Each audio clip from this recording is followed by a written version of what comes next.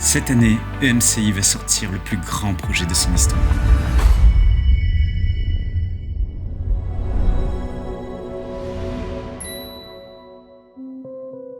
Les gens lisent de moins en moins la Bible, alors que nous passons en moyenne 4 heures par jour sur nos téléphones.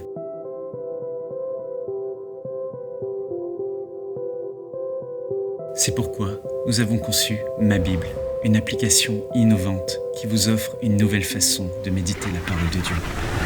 Imaginez-vous ouvrir votre Bible avec un enseignant assis à vos côtés qui vous aide à comprendre chaque passage que vous lisez. Avec Ma Bible, c'est maintenant possible. Qu'est-ce que Jésus voulait dire à Nicodème par « il faut que tu naisses de nouveau » ? Il parlait ici du plus grand miracle qu'un homme puisse expérimenter. Et oui, nous nous sommes lancé le défi de commenter toute la Bible en vidéo. Ici, Jacques est en train de nous dire que la foi, ce n'est pas juste de croire que Dieu existe. La foi, c'est aussi faire ce que Dieu nous demande. Vous pouvez également étudier en profondeur un verset en particulier grâce à des outils de méditation et des ressources de qualité. Ma Bible est intelligente. Elle vous fait gagner beaucoup de temps avec son puissant moteur de recherche et son système de reconnaissance vocale. Quel est le passage où Jésus enseigne sur la prière ?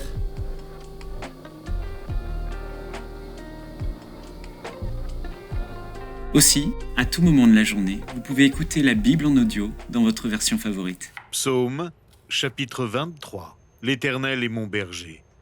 Je ne manquerai de rien. Vous pouvez choisir votre voix préférée. Il me fait reposer dans de verts pâturages. Il me dirige près des eaux paisibles. Il restaure mon âme. Il me conduit dans les sentiers de la justice à cause de son nom. Pour rendre l'expérience encore plus agréable, vous pouvez ajouter un fond sonore. Je ne crains aucun mal, car tu es avec moi. Ta houlette et ton Ou pourquoi bâton pas, me rassurent. un instrumental inspirant. Tu dresses devant moi une table. En face de mes adversaires, tu oins d'huile ma tête et ma coupe déborde. Vous pouvez aussi personnaliser votre Bible comme vous le feriez sur une Bible papier, mais avec beaucoup plus de possibilités.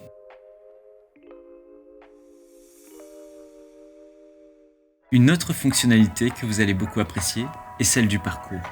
Dès son ouverture, Ma Bible vous propose un parcours spirituel quotidien que vous pouvez entièrement personnaliser.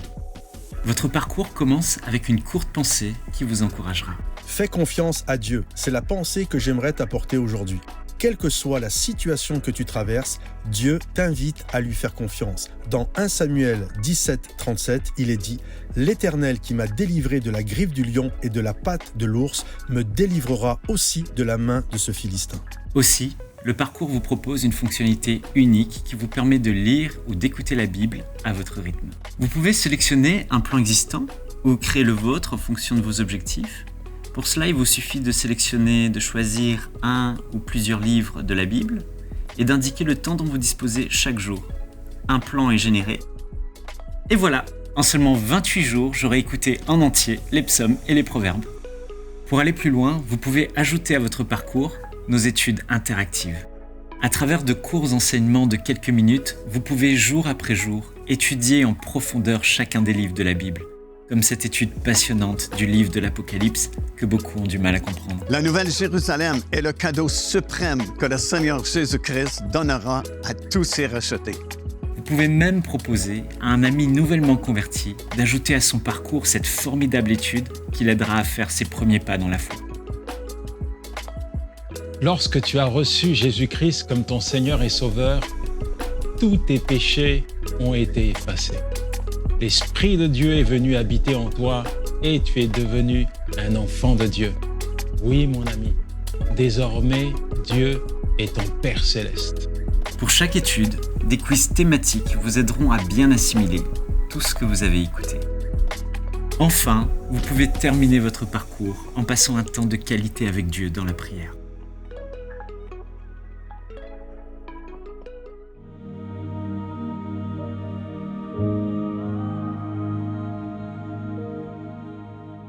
Ma Bible, c'est aussi une application pour toute la famille. Même les enfants ont leur propre Bible numérique, Ma Bible Junior.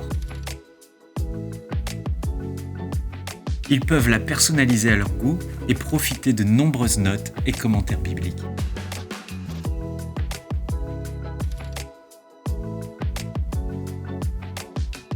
Notre vision est que les enfants puissent aimer Jésus de tout leur cœur. C'est pourquoi nous avons voulu donner vie aux plus belles histoires des évangiles à travers un tout nouveau concept de conte animé. Vous êtes prêts? En dessous, c'est l'agitation. Quel culot ceux-là! Non mais quel manque d'éducation! Plutôt mal poli, ouais. Pire que des cambrioleurs! Ils vont tout casser! Et qui va payer les réparations? On aura tout vu!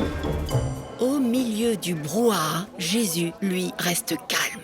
Il n'a clairement pas les mêmes préoccupations que la foule. Suspense. Tout le monde attend qu'il parle.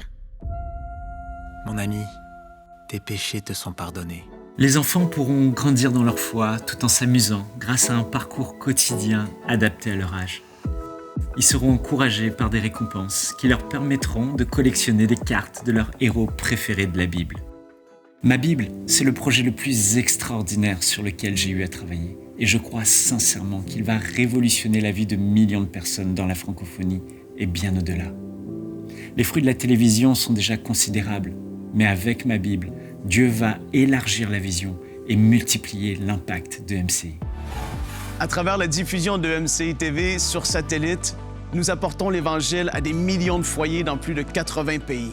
Les vies sont restaurées, les malades sont guéris et les gens en grand nombre se tournent vers Jésus, mais il y a encore tellement de personnes à rejoindre.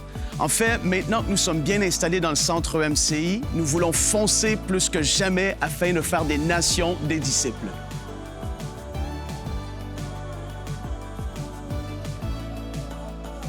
Nous allons lancer de nouveaux concepts d'émissions, dont une nouvelle émission de louange et d'adoration. Je me trouve en ce moment sur le plateau de notre nouvelle émission d'enseignement Teach, animée par nul autre que Atoms Mbouma. Et justement, Atoms, comment vas-tu? Oh, je vais bien, Frank. Yes! Je suis très heureux d'avoir rejoint l'équipe MCI. Nadège et moi, nous voyons la main de Dieu à travers cette chaîne. Et nous sommes dans l'attente de voir ce que le Seigneur va faire à travers MCI TV et l'application Ma Bible. Michael et moi, on est émerveillés de voir tout ce que Dieu a fait et comment il est en train d'élargir la vision de MCI parce qu'il veut, en ces derniers temps, qu'une multitude soit sauvée et devienne des disciples. Plus que jamais, on a besoin de votre soutien pour porter avec nous la vision de MCI et l'amener encore plus loin. Beaucoup de personnes ignorent que si EMCI peut fonctionner au quotidien, c'est uniquement grâce aux dons mensuels. Et actuellement, ces dons mensuels ne suffisent pas à couvrir les frais de fonctionnement.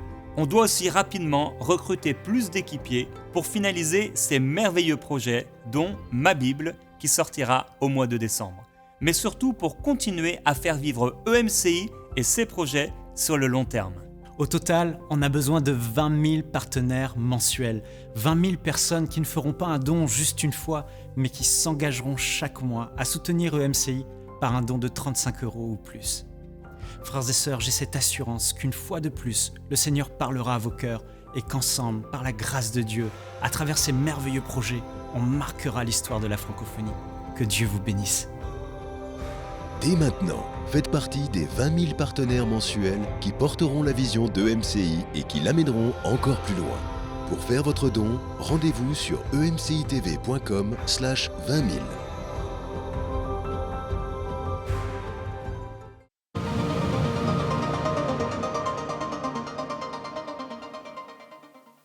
Bonjour, alors vous l'avez découvert il y a quelques instants, nous sommes dans une nouvelle campagne de dons à EMCI pour que nous puissions ensemble développer encore plus d'outils, d'émissions et tout ce que vous avez pu voir dans ce clip de cette campagne de dons des 20 000 partenaires mensuels.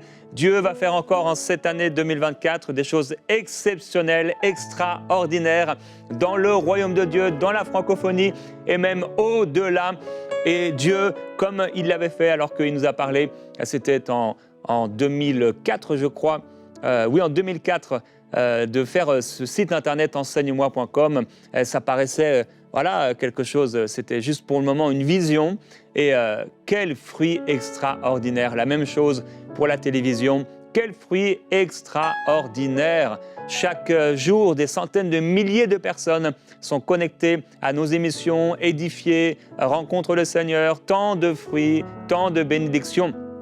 Ce sont des choses passées, ce sont des choses aussi que nous vivons aujourd'hui et qui continueront. Maintenant, il y a par exemple ce nouveau projet, vous avez entendu le projet de Ma Bible. Ça va être extraordinaire, ça va nous dépasser. Alors, j'aimerais juste prendre une minute maintenant pour vous encourager à devenir partenaire mensuel. Vous savez, si seulement tous ceux qui regardent Prière Inspirée aujourd'hui pouvaient devenir partenaires mensuels, la campagne de dons s'arrêterait aujourd'hui. Je dirais même, si tous ceux qui ont été bénis et qui sont bénis par nos émissions devenaient partenaires mensuels aujourd'hui, eh bien, cette campagne de dons se terminerait aujourd'hui. Alors parfois, on est là et on sait que c'est ce que le Seigneur veut pour nous. On sait que voilà, il met ça dans nos cœurs et on résiste. Et des fois, certaines personnes résistent et témoignent par la suite. Et voilà, j'ai attendu le dernier moment. Mais je vais encourager quelqu'un aujourd'hui à ne pas attendre le dernier moment, mais à mettre voilà, ce montant de côté pour le Seigneur dans le royaume de Dieu à travers EMCI pour qu'on puisse aller vraiment dans une nouvelle dimension et prendre ce grand virage qui va bouleverser, je crois, le royaume de Dieu dans la francophonie et faire au-delà de tout ce qu'on peut penser et imaginer. Alors je veux remercier tous ceux qui, dès aujourd'hui, vont prendre la décision de devenir partenaires mensuels. Nous le sommes, je prie que tu puisses l'être aussi. Je sais également que plusieurs l'ont été pendant un moment, mais ont arrêté depuis. Alors demande au Seigneur vraiment, voilà Seigneur, est-ce que je peux devenir, est-ce que tu souhaites que je désire, est-ce que tu veux que je sois partenaire mensuel? Mais vous savez, des fois, on prie pour de telles choses et en même temps, on dépense dans d'autres choses, en Netflix ou en d'autres, et on n'est pas en train de demander au Seigneur, est-ce que tu veux que je devienne partenaire avec Netflix? Et pourtant, on le fait. Il y a tellement d'engagements qu'on peut prendre dans ce monde sans demander forcément au Seigneur. Et pourtant, quand il s'agit des choses de Dieu, on a besoin d'une révélation, on a besoin qu'un ange vienne. Alors voilà, je veux vous encourager aussi à travers ce témoignage, avant de passer à notre enseignement. Hier, ensemble, j'ai parlé de ces prières que Dieu exauce pour notre malheur. Aujourd'hui, je veux parler de ces prières que Dieu exauce pour son malheur. Alors, ce témoignage, avant tout, un témoignage anonyme, la personne m'a demandé de ne pas citer son nom. Ce frère habite en Chine. Et il est originaire de Kinshasa. Alors il dit, après avoir reçu Jésus-Christ dans ma vie, j'ai quitté mon pays pour poursuivre mes études universitaires en Chine. D'ailleurs, on a eu l'occasion d'aller il y a plusieurs années avec mon épouse prêcher en Chine. C'était super de voir tous les frères et les sœurs aussi qui venaient, entre autres, du Congo. C'est là que j'ai découvert EMCI TV, que j'ai commencé à suivre assidûment les émissions, notamment Prières Inspirées.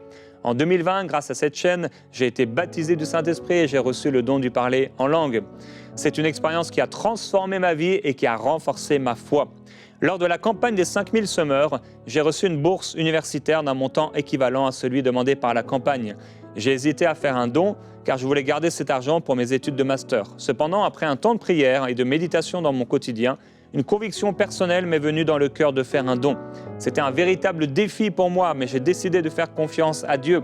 Un an plus tard, et après avoir traversé plusieurs épreuves de foi et avoir continué à grandir spirituellement, une entreprise m'a appelé. Ils recherchaient un étranger et ils m'ont embauché.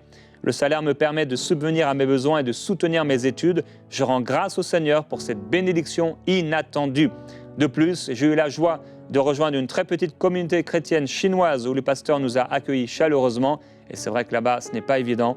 Je suis reconnaissant de pouvoir grandir et servir le Seigneur aux côtés d'autres croyants en utilisant mes dons et mes talents. Alors merci pour ce beau témoignage et également qui fait résonance avec cette campagne de dons et la bénédiction du Seigneur qui vient pour ceux qui arrosent et pour ceux qui donnent. Comme le Seigneur Jésus a dit, il y a plus de joie à donner qu'à recevoir. Alors aujourd'hui, sans plus tarder, j'aimerais prendre 3 exemples avec vous de situations où Dieu a exaucé, mais ça n'a pas été pour son bonheur, mais plutôt pour son malheur. Premier exemple, c'est à travers la vie de Jésus dans Marc au chapitre 1. Il y a un lépreux qui vient et il se jette à genoux. Il lui dit d'un ton suppliant. Donc on peut imaginer cet homme, mais voilà, il supplie. On a parlé hier de ces prières. On peut supplier Dieu. Vous avez vu la vignette de Prières Inspirées sur YouTube hier. Voilà, on supplie Dieu, s'il te plaît, Seigneur, donne-moi cette chose. Et il y a des choses que Dieu ne veut pas nous donner. Mais non, Dieu ne veut pas te donner cette personne, parce que cette personne, Dieu sait qu'elle n'a pas un cœur pour lui. Et cette personne va te faire du mal. Il y a des choses et des objets que Dieu ne veut pas nous donner. Et donc, cet homme est là, il supplie le Seigneur et dit, si tu veux, tu peux me rendre pur. Jésus, ému de compassion, étendit la main, le toucha et dit, je le veux, sois pur. Bien sûr, la guérison est toujours la volonté de Dieu. et il n'y a personne dans les évangiles. Vous pouvez lire 1 milliard de fois les évangiles Matthieu, Marc, Luc, Jean, et à aucun moment vous ne verrez quelqu'un qui est venu au Seigneur Jésus-Christ pour être guéri, que le Seigneur Jésus a laissé repartir avec sa maladie, ou en disant, eh bien, reste avec cela pour, je veux t'apprendre quelque chose. Non. Le seul moment où on voit qu'il n'y a pas eu beaucoup de miracles, c'est quand les gens ont fait preuve d'incrédulité. Jésus dit, je le veux, sois pur. Aussitôt la lèpre le quitta et il fut purifié. Extraordinaire. Jésus le renvoya sur le champ, et écoutez ceci, avec de sévères recommandations. De sévères recommandations. Imaginez, c'est Jésus qui vient vous voir, et là il vous apparaît, là il vous donne des sévères recommandations. Il lui dit, garde-toi de ne rien dire à personne. N'en parle pas. Ça nous fait rappeler quand les disciples ont été sur la montagne de la transfiguration, ils descendent et Jésus leur dit, n'en parlez à personne jusqu'à ce que le Fils de Dieu soit ressuscité. Donc garde-toi de ne rien dire à personne, mais va te montrer au sacrificateur, offre pour ta purification ce que Moïse a prescrit, afin que cela leur serve de témoignage. Donc il lui donne 3 instructions, 3 recommandations, 3 sévères recommandations. Ok, c'est clair, l'instruction du Seigneur est claire, évidente, mais il est écrit, mais cet homme, s'en étant allé, se mit à publier hautement la chose et à la divulguer, de sorte, qu'est-ce qui a produit cet exaucement? De sorte que Jésus ne pouvait plus entrer publiquement dans une ville, il se tenait dehors dans des lieux déserts et on venait à lui de toutes parts. Alors, ce n'est pas pour rien que ce passage est écrit. Mais ce passage nous montre que parfois Dieu nous exauce, mais on gère mal l'exaucement. Et ici, ce n'est pas comme hier, ce n'est pas des prières que Dieu ne voulait pas exaucer, mais souvent ce sont des prières que Dieu veut exaucer, mais on ne gère pas bien l'exaucement. Et on ne gère pas bien la bénédiction. Et finalement, ça a un impact négatif sur le royaume de Dieu. Imaginez cet homme, il est guéri par le Seigneur Jésus-Christ. Vous savez que quelqu'un peut être guéri. Guéri! Il peut être, par exemple, son pasteur peut prier pour cette personne, ou son pasteur peut donner des instructions et prier pour son couple. Et la personne, elle est, oh pasteur, depuis que vous avez prié pour moi, oh voilà, le Seigneur a fait des choses pour moi, c'est extraordinaire. Et 2 mois après, cette même personne qui disait à son pasteur que c'était le pasteur le plus formidable, commence à critiquer, calomnier, mais faire une division, se rebeller. Et oui, le cœur de l'homme, mes frères et mes sœurs, c'est étonnant parfois le cœur de l'homme, la rébellion qu'il peut avoir dans le cœur de l'homme. Et imaginez ce que cet homme a fait en sorte que dans le ministère de Jésus, il ne pouvait plus entrer publiquement dans une ville. Quelle galère! C'est un gros problème pour le ministère de Jésus. Il ne pouvait plus entrer dans une ville. Alors on peut se dire, ah oui, mais Jérémie, c'était bien parce que ça a fait connaître. Mais peut-être c'était bien. Peu importe si c'était bien ou mal, Jésus lui avait dit, ne dis rien. Alors des fois, il y a des choses qu'on ne comprend pas. Mais quand Dieu dit, ne dis rien, on ne dit rien. Et quand Dieu dit, va à droite, eh bien, on va à droite. S'il dit, on va à gauche, eh bien, on va à gauche. On doit suivre la nuée, et peu importe. Et on n'est pas là pour discuter avec Dieu. Mon frère, ma soeur, ne discute pas avec Dieu. Telle est sa volonté, eh bien, on se soumet. Tel, il en sera fait. C'est non pas ma volonté, mais ta volonté. Mais aujourd'hui, plus parler de, voilà, comment on va gérer cette bénédiction. Comment on va la gérer?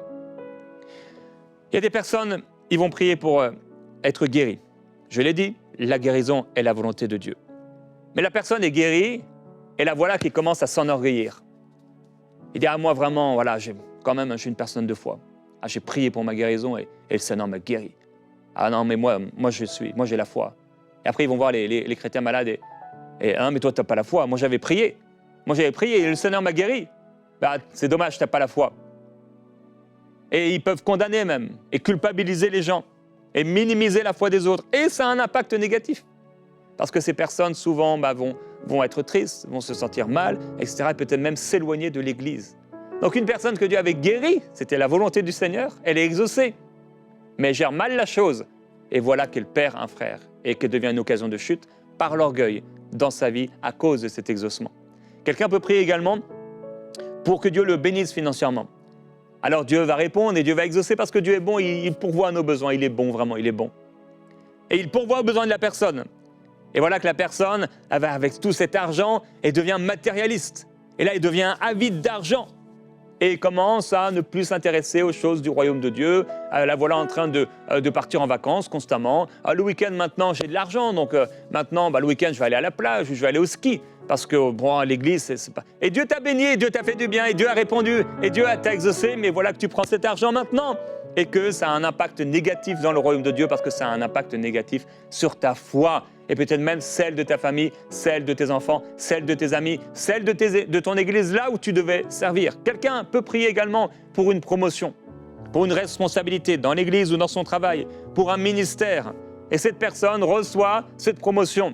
Voilà, Dieu l'établit, comme Myriam et Aaron ont été établis par Dieu. Mais l'orgueil commence à naître et ça peut être le contrôle, il commence à contrôler les gens, à entrer dans un ministère qui est humain, il commence à abuser les gens. Et il transforme la bénédiction, l'exaucement, en malheur pour Dieu et pour son royaume. Dernier exemple, ça peut être quelqu'un qui prie pour avoir un conjoint. Il prie, Seigneur, donne-moi s'il te plaît cette femme. Et la femme prie, Seigneur, s'il te plaît, donne-moi un mari. Et Dieu exauce parce que Dieu est bon. Il n'est pas bon que l'homme soit seul. Et voilà qu'ils se marient, et ils ont peut-être des enfants, et les voilà maintenant à profiter l'un de l'autre, et leur cœur n'est plus seulement partagé, mais leur cœur est tout entier l'un à l'autre, et maintenant c'est voilà, des petites promenades le dimanche matin, des petits films sur Netflix le mercredi soir pendant la réunion de prière, ou je ne sais pendant quelle réunion, et voilà, ils sont occupés maintenant, et la maison, et la peinture, et la cuisine à refaire, et le jardin à s'occuper, et voilà, avec les soucis de la vie et les tracas, ils sont là maintenant. Avant, la personne était consacrée à Dieu. Avant, la personne passait le dimanche matin, elle était là avant tout le monde, elle servait Dieu. Oh, elle adorait Dieu, Dieu l'a touchée. Avant, le mercredi soir, elle était là à la réunion de prière, elle priait de tout son cœur. Maintenant, elle n'est plus là. Comment on va gérer l'exaucement? Deuxième exemple, dans le mystère de Jésus, vous vous souvenez, ce paralytique, il est là depuis 38 ans. Et lui, le Seigneur va le voir et va à sa rencontre et il dit, vas-y, sois guéri. La personne ne sait pas qui est Jésus. Et quand les pharisiens vont voir cette personne qui va porter son lit, ils vont lui poser la question, mais qui t'a dit de porter ton lit? Tu n'as pas le droit, c'est le jour du sabbat. Donc là, le gars, bon, voilà, il est un peu... il se sent mal certainement, et il rencontre Jésus. Et Jésus le rencontre quelque part. Et Jésus va lui dire quelque chose d'intéressant. Il le rencontre dans le temple. Tu as été guéri, ne pêche plus, de peur qu'il ne t'arrive quelque chose de pire. Cet homme ne va pas aimer la parole que Jésus lui a donnée. Il ne va pas aimer ça. Vous savez, il y a des gens qui sont guéris, ça ne change pas leur cœur. J'ai pu prier pour des gens, même dans la rue, et voir ces personnes ne pas changer de cœur. Cet homme s'en alla, donc après être corrigé quand même, c'est une correction, une instruction, mais quand même une correction. Voilà, ne pêche plus, ça veut dire, qu'est-ce qu'avait fait cet homme pour tomber dans cette maladie, devenir paralysé? C'était certainement un problème de péché. Et donc l'homme n'a pas aimé ça. 38 ans dans ça, c'est pas une guérison qui change le cœur d'un homme, c'est une conversion. Cet homme s'en alla et annonça aux Juifs que c'était Jésus qui l'avait guéri. Donc il va voir les ennemis de celui qui l'a guéri. Et il est écrit, c'est pourquoi les Juifs poursuivaient Jésus, parce qu'il faisait ces choses le jour du sabbat. Alors Dieu l'a exaucé, a exaucé son désir, mais ça n'a pas été pour le bien du royaume de Dieu. Et ça n'a pas été pour le bien du ministère de Jésus. Je termine avec l'exemple de Moïse et Aaron. Vous vous souvenez quand le Seigneur a appelé Moïse? Moïse a dit, mais Seigneur, moi j'ai la langue, la bouche embarrassée, je n'arrive pas à parler. Et Moïse va lui dire, mais je suis avec ta langue, etc. N'est-ce pas moi qui ai créé la bouche de l'homme? Je serai avec ta langue. Il dit, non, Seigneur, s'il te plaît, envoie quelqu'un d'autre. Et là, il est écrit, la colère de l'Éternel s'enflamma contre Moïse. Et il dit, mais il y a ton frère Aaron là, le Lévite. Je sais que lui, il parlera facilement. Et le voilà qui arrive, et lui, Aaron, il est tout content. Il est tout content, il arrive, etc. Et il dit, voilà, lui, il parlera pour toi. Dieu a exaucé cette prière de Moïse en disant, non, non, pas moi, mais choisis quelqu'un d'autre. Et vous savez qu'Aaron n'était pas la parfaite volonté de Dieu. La parfaite volonté de Dieu, c'était que Moïse assure le ministère et qu'il soit la bouche de Dieu pour tous, le Pharaon, le peuple de Dieu.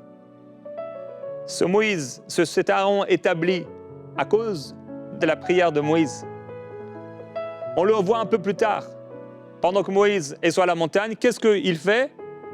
Eh bien, il va dire au peuple qui est en train de murmurer, qui se demande, mais où est ce Moïse? Prenez tous les colliers d'or, tout ce que le Seigneur vous a donné, de ramener dans le désert. Et il dit, voilà, il met ça quelque part, et après il va essayer de s'expliquer à Moïse. Moi, j'ai mis cela et ça a fait un veau d'or. Et comme si tu as mis tout cela brûlé, et ça a formé un veau d'or, tout seul. Non, Aaron. Et il va amener le peuple à l'idolâtrie. Alors, il y a des prières que Dieu veut exaucer. Il y en a qu'il ne veut pas exaucer, on en a parlé hier. Comment on va gérer la bénédiction? Comment on va gérer l'exaucement? Je veux prier aujourd'hui, Père, je prie pour ces personnes, mes frères et mes sœurs, que tu veux bénir. Ta parole déclare que nous avons tout pleinement en Jésus-Christ. Ta parole déclare que tu es notre Père céleste et que tu prends soin de nous. Ta parole déclare que la prière fervente du juste a une grande efficacité. Ta parole déclare que tout ce que nous demandons avec foi par la prière, nous le recevrons. Mais je prie pour quelqu'un maintenant, Seigneur, qui n'a pas suggéré la bénédiction, qui n'a pas suggéré l'exaucement. Je prie pour quelqu'un qui s'est marié ou qui est dans une relation amoureuse et depuis qu'il est là-dedans, son cœur s'est éloigné de toi. Et Père, aujourd'hui, tu appelles cette personne à la repentance et à revenir à un amour pour toi. Et il y a des personnes qui sont comme liées, emprisonnées dans cette relation. Et tu leur dis pas de quitter la relation, pour ceux qui sont mariés, mais tu leur dis de changer de cœur, de quitter les mauvaises voies, de quitter ces mauvaises choses. Et Père, je te demande, s'il te plaît, par ton esprit, de travailler encore dans leur cœur, afin de les amener à une profonde, réelle repentance. Père, je prie pour quelqu'un qui a été béni financièrement. Et depuis qu'il a été béni, regarde les gens de haut. Il regarde les autres comme si c'était des serviteurs, des esclaves, comme si c'était plus important. Père, je prie pour la repentance de ton peuple. Je prie pour la repentance de tous ceux qui ont été exaucés et qui ont fait de cet exaucement une malédiction, qui ont fait de cet exaucement une occasion de chute, qui ont fait de cet exaucement un malheur pour ton royaume, qui ont fait de cet exaucement quelque chose, Seigneur, pour s'éloigner de toi. Quand tu as béni ton peuple, quand tu as pourvu aux besoins d'Israël, combien de fois leurs cœurs se sont éloignés, s'est éloignés de toi? Parce que leur cœur n'était en fait pas pour toi, mais ils étaient remplis de convoitises. Ils étaient remplis de désirs mauvais. Tu voulais les bénir, tu voulais les faire entrer dans le pays promis. Mais il y avait tellement de choses dans leur cœur à épurer. Il y avait tellement de mauvais sentiments que tu voulais enlever, que tu voulais purifier. Tu voulais les guérir dans le désert, mais ils ont continué de murmurer. Encore et encore, ils ont continué de murmurer. Leur cœur devait être changé. Seigneur, tu as changé notre cœur par ton esprit. Nous voulons que nos pensées puissent se coordonner, se soumettre au désir du Saint-Esprit. Dis-le avec moi, mon frère, ma sœur, prie pour cela, Père. Je prie que mon âme, que mes pensées, que mon intelligence, que mes émotions se soumettent à l'Esprit de Jésus-Christ, afin qu'aucun exaucement ne soit une pierre d'achoppement, qu'aucun exaucement ne soit une occasion de chute. La parole du Seigneur déclare que certains prennent leur richesse, mangent devant les autres, devant ceux qui n'ont pas à manger et deviennent une occasion de chute. Seigneur, nous ne voulons pas être une occasion de chute. Nous ne voulons pas faire de ta bénédiction une occasion de chute. Nous ne voulons pas jeter nos perles au pourceau. Nous ne voulons pas, Seigneur, montrer les trésors. Tous les trésors, il y a des choses qui doivent être montrées. Il y a des choses qu'on doit garder pour nous. Seigneur Jésus-Christ, dans ton ministère, il y avait de l'argent dans la bourse pour donner aux pauvres, entre autres. Pour les dépenses du ministère, tu n'étalais pas les richesses devant le monde. Tu n'étalais pas ces choses, mais ces choses étaient là, mises à l'écart, cachées. Père, je prie pour quelqu'un qui n'a pas caché ce qu'il aurait dû cacher. Je prie pour quelqu'un, Seigneur, qui se pavane, pour quelqu'un qui montre et qui devient une occasion de chute. Et ça fait du mal à ton royaume. Je prie pour la sagesse, je prie pour l'intelligence spirituelle. Demande, mon frère, ma sœur, plus de sagesse pour gérer l'exaucement. Il y a l'exaucement d'hier, mais il y a aussi l'exaucement d'aujourd'hui et de demain. Seigneur, donne-moi la sagesse pour bien gérer l'exaucement que tu vas me donner. Donne-moi la sagesse pour gérer l'exaucement que tu m'as donné. Je ne veux pas être une occasion de chute. Je ne veux pas être une occasion de chute.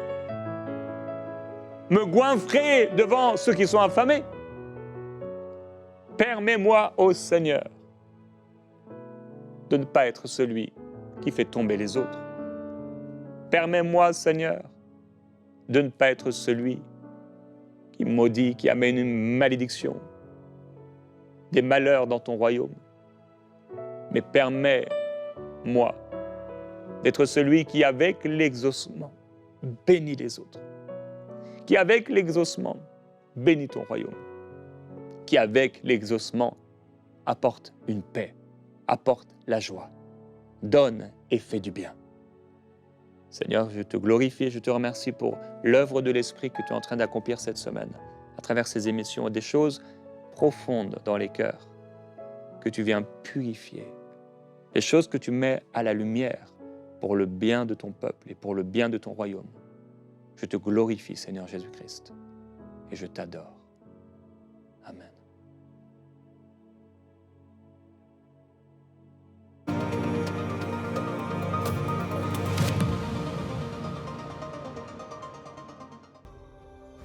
Dès maintenant, faites partie des 20 000 partenaires mensuels qui porteront la vision d'EMCI et qui l'amèneront encore plus loin. Pour faire votre don, rendez-vous sur emcitv.com/20 000.